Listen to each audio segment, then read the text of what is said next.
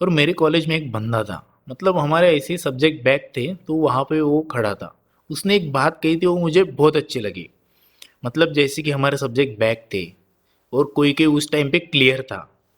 हाँ, तो वो कहता था कि अगर शेर 4 कदम पीछे जाता है तो डर के कारण नहीं, लंबी छलांग के लिए।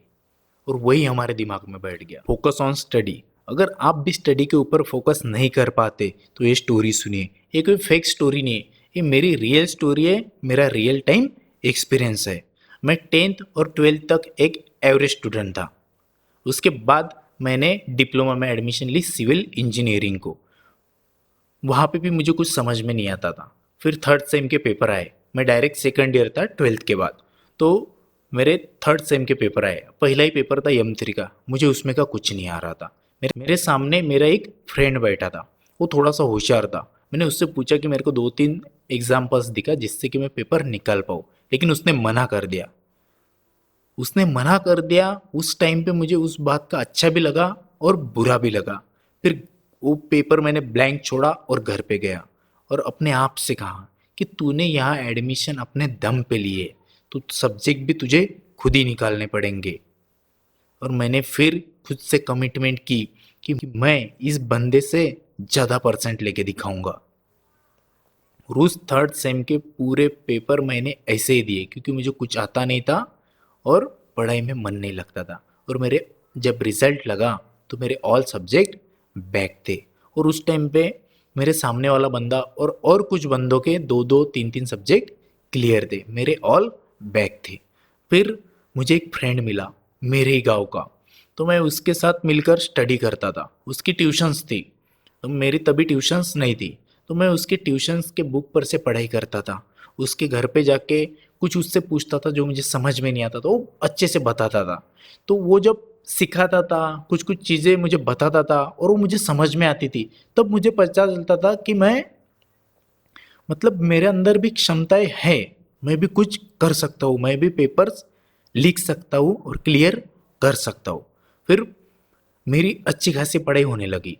तो फिर फोर्थ सेम के पेपर आए और फोर्थ सेम के पेपर्स में मैंने सामने वाले से पीछे वाले से एक मार्क्स का भी नहीं पूछा और अपने दम पे मैंने 7 सब्जेक्ट क्लियर किए और मुझे फाइनल ईयर का एडमिशन मिल गई।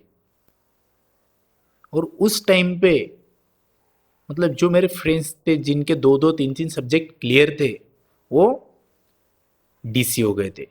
मतलब 60 स्टूडेंट्स थे मेरे क्लास में, उनमें से हम सिर्फ 14 स्टूडेंट ही फाइनल ईयर को गए थे। मतलब सोचो आप कि 60 में से 40 में आना। फिर मुझे रियलाइज हुआ कि मैं भी कुछ कर सकता हूँ। मैं अगर 7 सब्जेक्ट क्लियर कर सकता हूँ तो मैं इस क्लास में टॉपर भी आ सकता हूँ।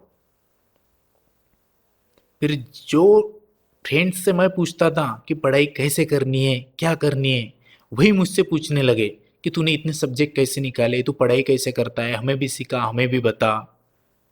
और फिर फिफ्थ और सिक्स सेम के पेपर होने के बाद में मैं उस क्लास में टॉपर लिस्ट में था। मैं फिफ्थ टॉपर था मेरे क्लास का।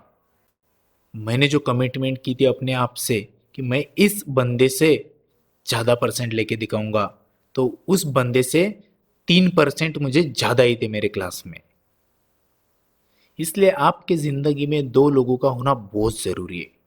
एक तो वो जो आपको पेपर ना दिखाए और दूसरा वो जो आपके अंदर की क्षमताएं बाहर लाए। अगर उस दिन उसने मुझे पेपर दिखाया होता तो मुझे पता ही नहीं चलता कि मेरे अंदर क्या क्षमताएं है, मैं पढ़ाई कर भी सकता हूँ या नहीं कर सकता हूँ। और अगर वो मुझे पेपर दिखाता तो मैं एवरेज स्टूडेंट ही रहता था।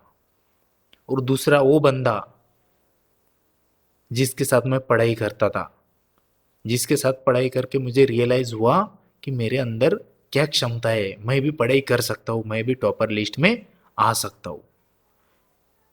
और जब मैं टॉपर आया तो मुझे इस बात की खुशी तो थी, लेकिन मैं जिसके साथ पढ़ाई करता था, जिसने मुझे सिखाया कुछ कुछ चीज़ें, उसको मुझसे कम परसेंट मिले थे, उस बात का दुख भी था।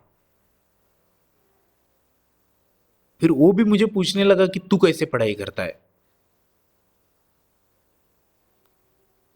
बस आदमी को खुद के ऊपर भरोसा होना, बाकी कुछ नहीं, कि मैं कर सकता हूँ, आई कैन डू इट।